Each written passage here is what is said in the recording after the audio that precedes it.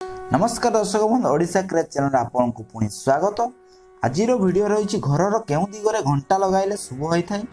तो ता पूर्व मुझे कहूँ जदि आप मो चैनल को सब्सक्राइब करना सब्सक्राइब कर दिंतु आउ घंटी बटन को दबाई दिंतु सर्वप्रथम वीडियो देखिए। तो आसतु जानिबा वास्तुशास्त्र हिसाब से घंटा को कांथरे लगाइबा शुभ आउ अशुभ दिग रही है, जहाद्वारा आम जीवन में शुभ आउ अशुभ शक्तिर प्रभाव पड़ी था।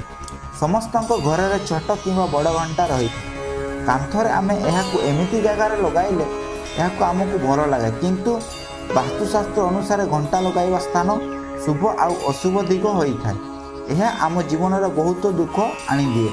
आपण मैंने जानी जे घंटा केवे भी क्या उपहार देवा ठीक नुहे। घंटार कंटा आम समय को बांधि रखी था। जदि आम यही समय क्या उपहार देवा ताहले आमर भल समय सहित खराब समय दे था। जदि यही घंटा तांको पाई भल समय आसे ताहले आम पाई यह खुशीर समय आसे। जो घंटा को आम घरे आउ ऑफिस रे लगाई था से घंटा सहित आमर भल संपर्क रही था। आपण केबे हेले घरर दक्षिण कांथरे घंटा लगाते ना, कारण घरर दक्षिण दिग है यमराज को दिग। आउ यमराज से देवता अटंती जे कि आम जीवन को शेष करवा काम करते। वास्तुशास्त्र हिसाब से घरर दक्षिण दिगरे मुख्य व्यक्ति होता है। जदि आप घरर दक्षिण दिगरे किसी फोटो लगाइबा चाहते ताहले घरर मुख्य व्यक्ति फोटो लगे पारे। एमिति करने द्वारा तांकर शुभ होता है आउ तांको शरीर मध्य भल रुहे। अशुभ घंटा जेमिति खराब कि भांगी जाइथिबा घंटा बेले बेले घरर लगी घंटा बंद हो रही है।